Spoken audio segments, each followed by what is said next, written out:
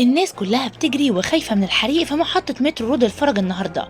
فجأة سمعوا صوت صفارات الإنذار، وبعدها لقوا الدنيا كلها مولعة قدامهم والناس كلها بتجري.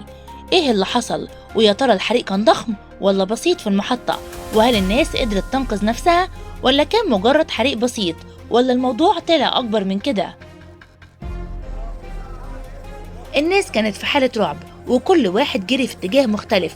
ده اللي حصل بالظبط النهاردة في مترو رود الفرج، مع حريق مفاجئ شتت الركاب اللي ما كانوش فاهمين فيه ايه ولا ايه اللي بيحصل.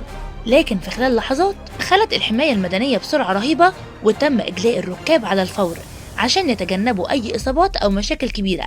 وفي نفس الوقت تم الدفع ب5 عربيات مطافي، لأن الحريق كان أكبر من المتوقع وما كانوش عارفين حجمه قد إيه. ووسط الزحمة والفوضى دي تم نقل 3 مصابين على مستشفى الساحل، من بينهم 2 شرطيين وكانوا جوه المكان.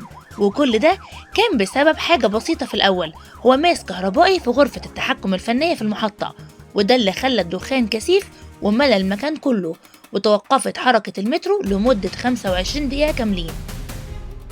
لكن في النهاية كان أفضل بكتير، لأنه بفضل تدخل الحماية المدنية وفرق الطوارئ تم السيطرة على الموقف وسحب الدخان، ورجع المترو اشتغل تاني كأن مفيش حاجة حصلت. ولحسن الحظ الأمور رجعت بطبيعتها بعد أقل من نص ساعة. أما عن ال3 اللي اتنقلوا للمستشفى فهم اتنقلوا بسبب الاختناق ومش بإصابات خطيرة الحمد لله. شفتوا في لحظة ممكن يتحول يومك من العادي للمأساوي.